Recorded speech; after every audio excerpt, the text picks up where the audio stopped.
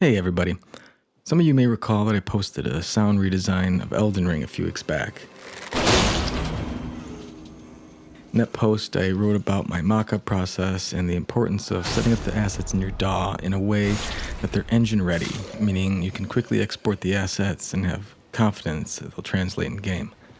Today I want to revisit that idea and quickly demonstrate working with ambisonics and Nuendo and demystifying the process of testing spatialization, then modifying routing to prep for export. And what we're going to do is focus on a character to spatialize. So what I have here is a session with some random footsteps and Foley and vocalizations and attack sounds.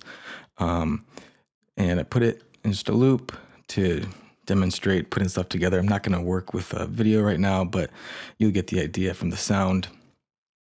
So first of all, you want to make sure everything's in mono. I use Soundly to do this. There's a button you can just push to turn the track from stereo into mono and then import those.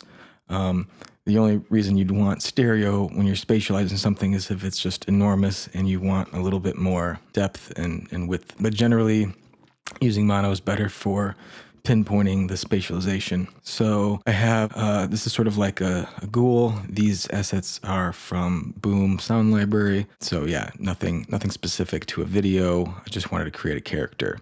So these are the different aspects of the character, and what I've done is routed them to a group, and the group is also in mono. So now we have all of our assets in mono going to a mono track, and when we route that to a third order ambisonics bus, it puts a VST multi-panner on that group, which we can now use to move around in space.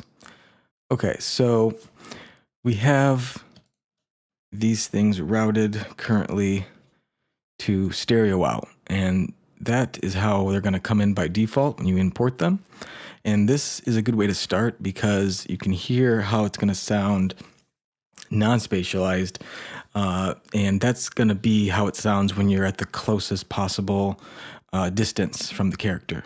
So you're standing right in front of them, you're like on top of them, you're as close as possible. This is what it should sound like.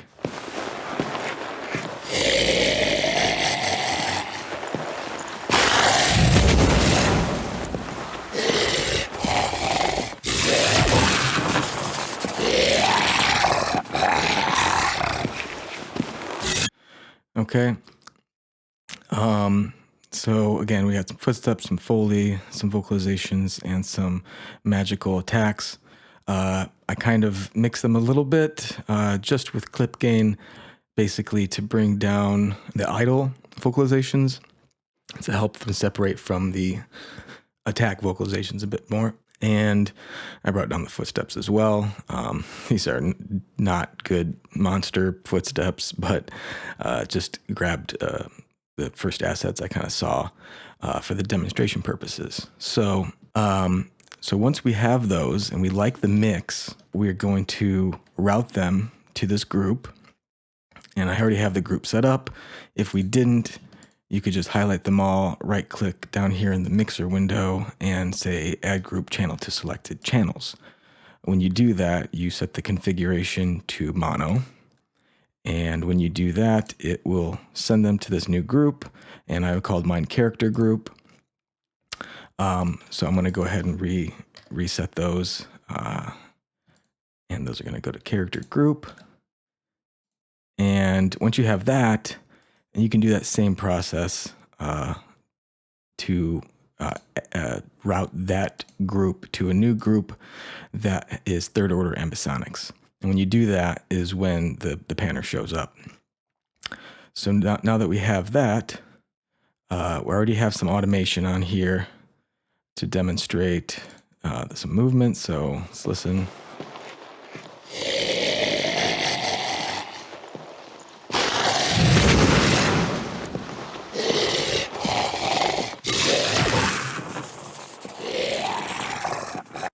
Right, and we can just put that into right automation and make new edits, and wherever we want. Say it's actually not right. He's over here right now, and he's kind of getting closer. I'm walking away. Go to the left. Based on camera rotation and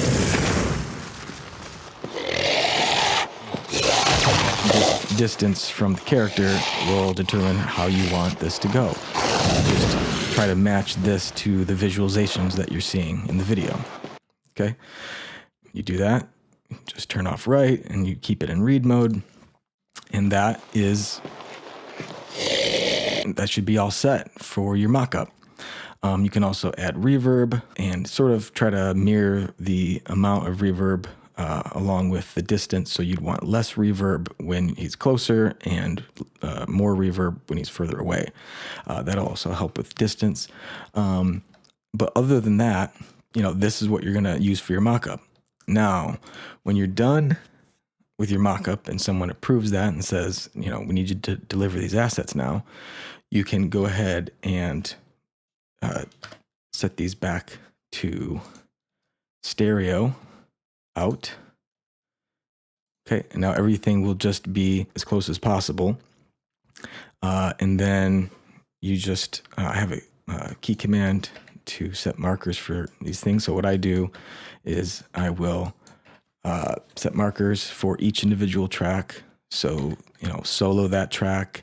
And these are the clips that I want to print, and that will have your inserts and your clip gain, fades, and all that.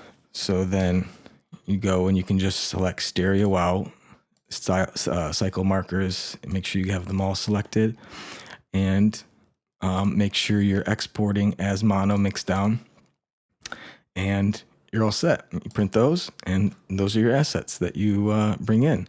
And you just do that for each track. So then next I'd get rid of these markers. This is just my process. I find it to be just fast this way. And I go through and set markers for these.